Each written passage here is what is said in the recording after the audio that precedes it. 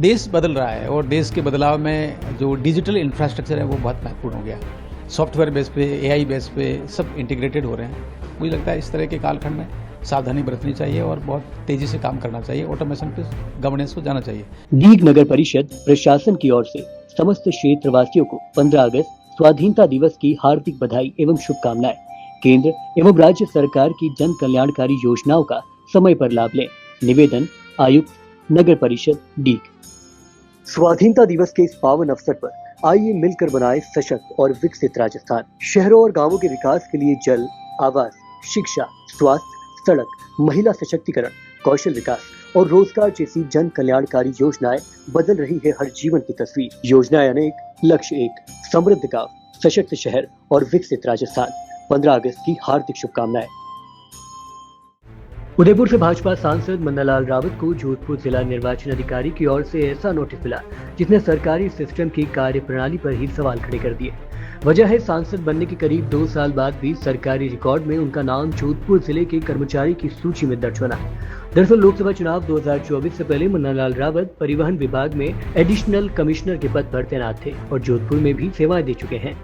उन्होंने 2024 में वीआरएस लेकर चुनावी मैदान में कदम रखा और उदयपुर से लोकसभा चुनाव जीतकर सांसद बन गए। लेकिन लगता है कि सरकारी रिकॉर्ड में उनका पुराना पद अब तक पूरी तरह रिटायर्ड नहीं हुआ।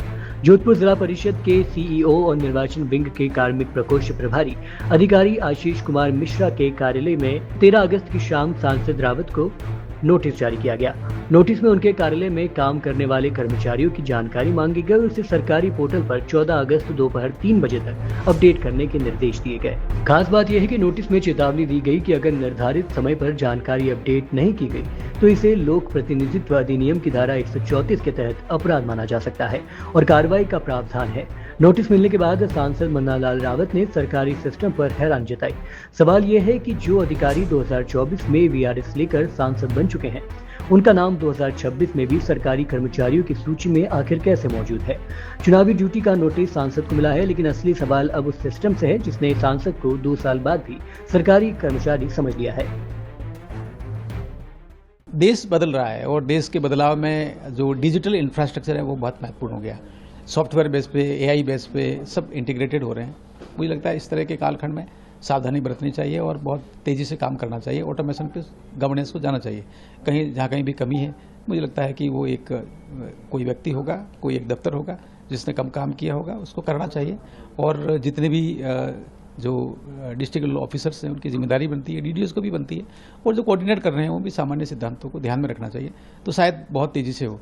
महत्वपूर्ण ये है कि जब किसी की ड्यूटी लगाते हैं, किसी की ड्यूटी लगानी है, वो कहाँ है भौतिक रूप से इसको जानना भी बहुत आवश्यक है, अन्यथा ऑर्डर निकल जाएंगे और काम नहीं होगा तब बड़ी अव्यवस्था हो सकती है। इसी संदर्भ में इस चीज़ को मैं देखता हूँ। सर इतनी बड़ी लापरवाही भी मान सकते हैं कि इतना समय होने के बाद भी उनको अभी अपडेट नहीं हुआ। बात हो गई है, जिला कलेक्टर को कहा है, उनका कॉल भी आ गया है, नोटिस को ड्रॉप कर दिया है और सावधानी बरतने का उन्होंने निर्देशित किया है। सर चेतावनी स्वरूप लेटर था उसमें, नोटिस में, तो क्या है?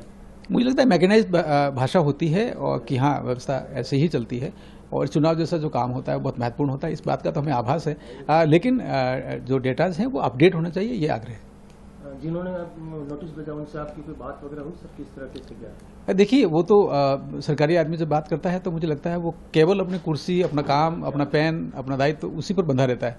उसको थोड़ा सामान्य चीज़ें भी ध्यान में रखनी चाहिए, ऐसा ध्यान में आता है। कॉल आए थे और सुबह तो जिला निर्वाचन अधिकारी से मेरी बात हो गई, उनका फोन आ गया है कि हाँ उसको अपडेट करा दिया है।